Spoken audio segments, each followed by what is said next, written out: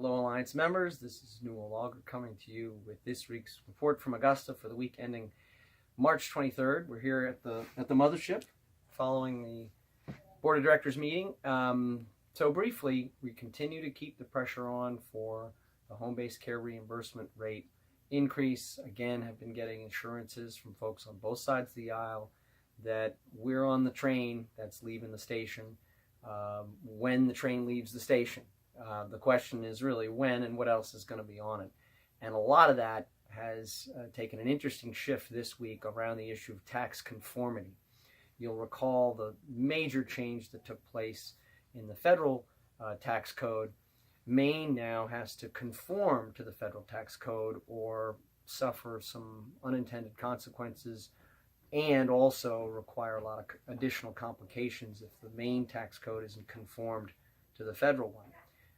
Initially, the request was for an additional, I think, a child care or child dependent tax credit. But in light of the $120 million surplus, the proposal that's come from the governor actually includes an additional tax cut or I should say an additional tax credit, which I'm sure the Democrats probably view as a tax cut. So that's kind of become part of the discussion that obviously anyone else who's on this train leaving the station has gotten pulled into, and we're going to have to watch that play out. And obviously part of that discussion includes the Medicaid expansion issue that's sitting on the table waiting for some funds to go forward.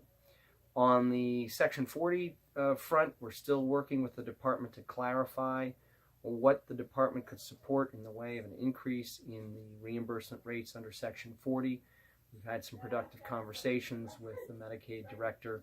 We're looking somewhere in the neighborhood of an 80% to 70% of Medicare costs. There may be some adjustments to that for social work or to other categories within Section 40. But we're continuing to have that discussion, and obviously the next step there is to try to get a unanimous committee report as opposed to the current report we have, which is 7 for, 5 against, and 1 sort of sub-report at a different number. So we want to get that so it's unanimous, so it'll leave the committee, move through both houses, and then end up on the Appropriations Committee with the hope of getting on the train with all the other budget proposals. A couple other interesting things that are going on outside of that. The minimum wage discussion, the Republicans and the governor had pushed to have a more graduated increase in the minimum wage instead of the $1 per hour that puts us at $12 an hour by 2020. They had pushed having a 50-cent an hour over the next 4 years.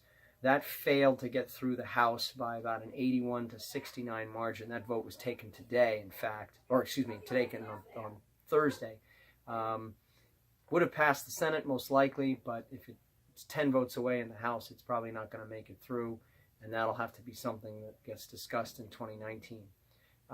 In addition to that, we're continuing to keep an eye on some of the discussions around the 3.8% tax initiative. That bill has now been issued and by the Secretary of State's office as LD 1864. Whether or not the legislature has a public hearing on that bill is yet to be decided. We understand that the Senate would like to have a public hearing on it and has referred it to Health and Human Services Committee. We're not necessarily sure if the Democrats at this point support that, or at least the Democrats in the House support that, and they would control that. And if they decide they don't want to have a public hearing on it, then the bill will effectively be indefinitely postponed and then head straight to the voters for an election in November. More on that as it happens. I think if I was predicting, I don't think that there will be a public hearing on that. I don't think that, probably my guess is the Democrats do not want to have a full-on discussion of the particulars of the bill, given some of the changes to